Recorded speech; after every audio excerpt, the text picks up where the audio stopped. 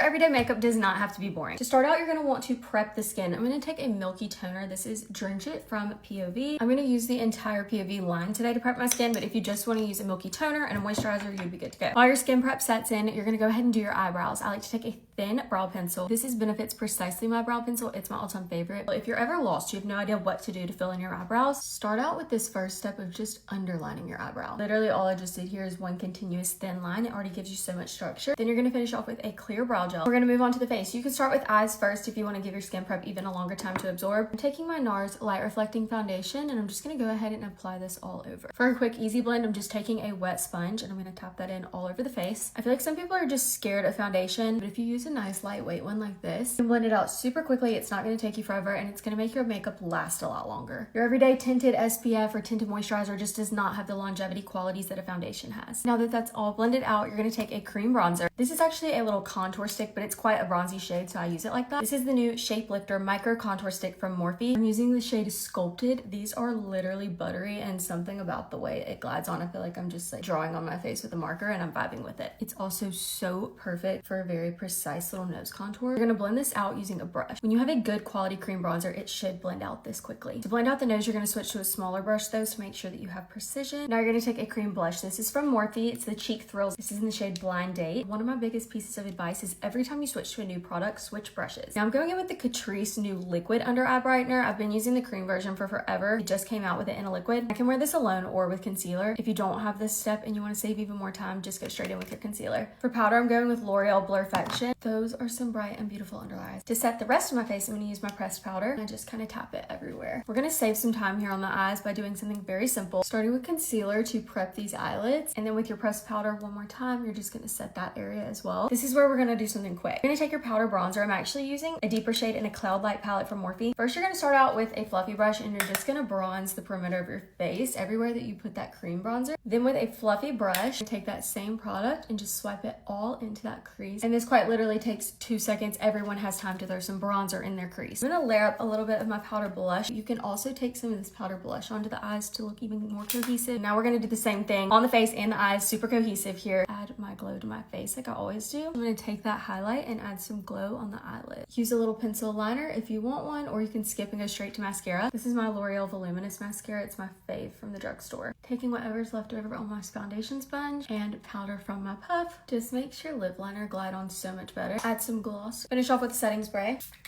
And that is going to be your quick, easy, everyday makeup routine. You don't even need an eyeshadow palette. Tag me if I'll give this a try.